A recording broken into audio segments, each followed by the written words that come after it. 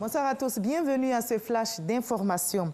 C'est la fin de l'enrôlement sur la liste électorale. Après 2 prorogations, le processus s'est achevé ce dimanche au 5 juillet dans les 10 848 centres répartis sur le territoire ivoirien.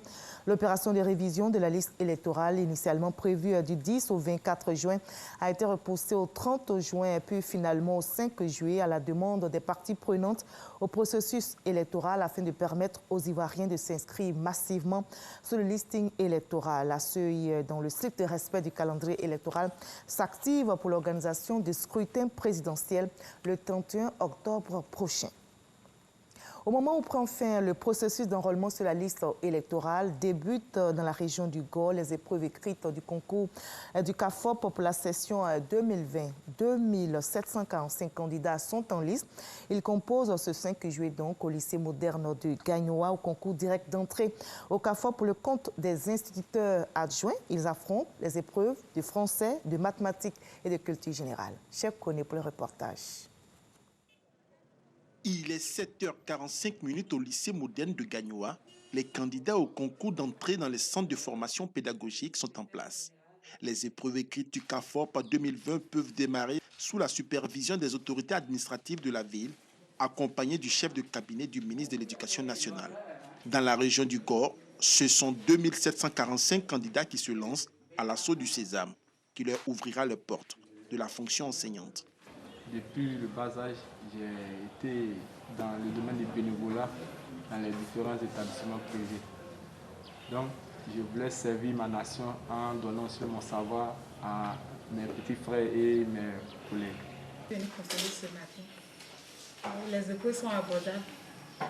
J'ai révisé, je crois qu'avec l'aide de Dieu, ça ira. 300 ont reçu tour à tour la délégation ministérielle. Le chef de la délégation a rassuré sur les dispositions prises afin que les épreuves se déroulent dans de bonnes conditions, tout en faisant respecter les mesures barrières. Nous avons connu une année scolaire légèrement perturbée par le fait, n'est-ce pas, de la pandémie. Et Madame le ministre, avec les services techniques, ont décidé, n'est-ce pas, que après la reprogrammation, n'est-ce pas, de tous les examens, de tous les programmes scolaires, a décidé que le concours d'entrée dans les CAFOP se tienne ce dimanche. Donc nous voulons faire en sorte d'allier la compétence académique à la compétence pédagogique. Et c'est pour cela que le gouvernement a décidé que la formation passe de 2 ans à 3 ans, c'est-à-dire une année de formation théorique pure, une deuxième année de formation en alternance entre la formation théorique et la formation pratique, et la 3e année de formation pratique sur le terrain. Cette année, ce sont 62 000 candidats qui prennent part au concours d'entrée dans les centres d'animation et de formation pédagogique pour la session 2020 sur toute l'étendue du territoire.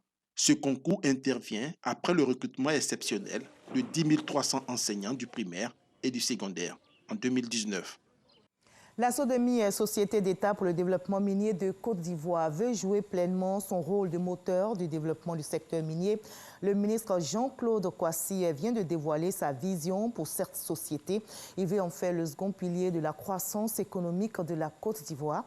Le ministre des Mines et de la Géologie a déroulé son plan pour l'atteinte de ses objectifs, redorer le blason de la SODEMI pour satisfaire les attentes du gouvernement, les populations et les travailleurs de cette société d'État. Nous y reviendrons dans l'édition de 20h ce soir.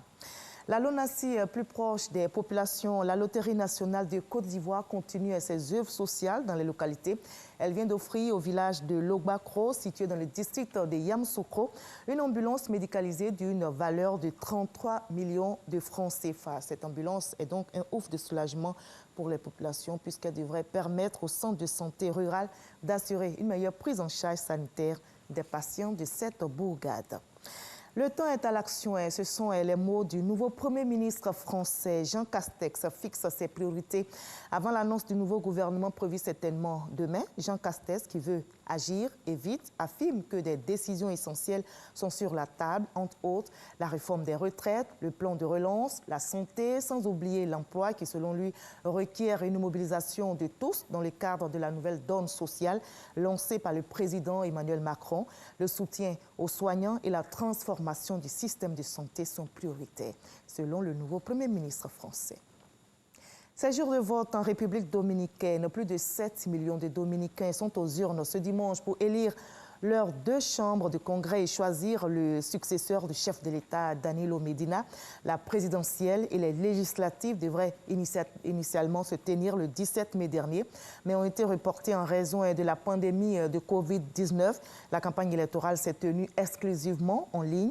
Après un confinement de plus de 100 jours, les frontières du pays et les liaisons aériennes ont rouvert mercredi dernier.